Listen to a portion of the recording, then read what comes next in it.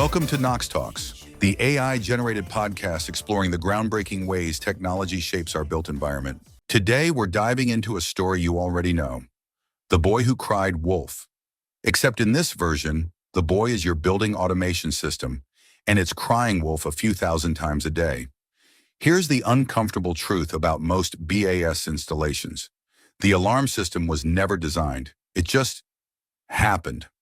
Every point got a high limit and a low limit at commissioning. Someone clicked accept all, and 20 years later, the alarm log scrolls past faster than anyone can read it.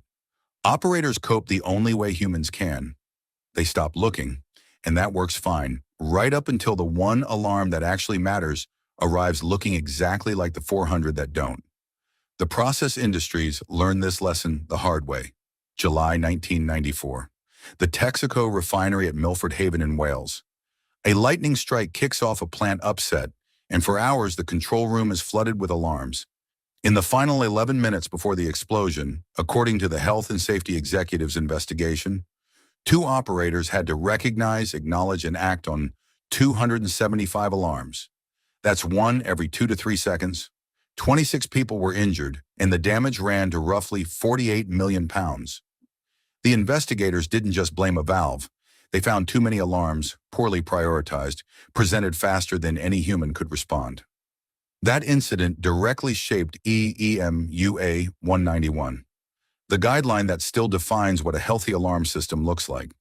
Now, a commercial building isn't a refinery, but the human factors are identical. A tired brain tuning out noise at 2 in the morning doesn't care whether the noise comes from a cracking unit or an air handler. So what does healthy actually look like? EEMUA 191 and the American Standard ANSI ISA 18.2 converge on some surprisingly concrete numbers. In normal operation, an operator should see no more than about 1 alarm every 10 minutes. Call it roughly 150 a day. During an upset, no more than 10 alarms in the first 10 minutes, and priorities should follow a rough 5, 15, 80 split. 5% critical, 15% high, 80% low. When everything's flagged urgent, nothing is. Compare that to a typical campus BAS generating thousands of alarms a day, and the gap is humbling. Here's the fix, and it borrows the process industry's playbook almost word for word. It's called alarm rationalization. You sit down, controls contractor, operators, whoever owns the response, and you put every single alarm through a simple test. If this fires at 3 in the morning, what does someone actually do about it? If there's a defined operator action, the alarm stays, and it gets a priority based on consequence and time to respond. If there's no action, then it's not an alarm, it's data.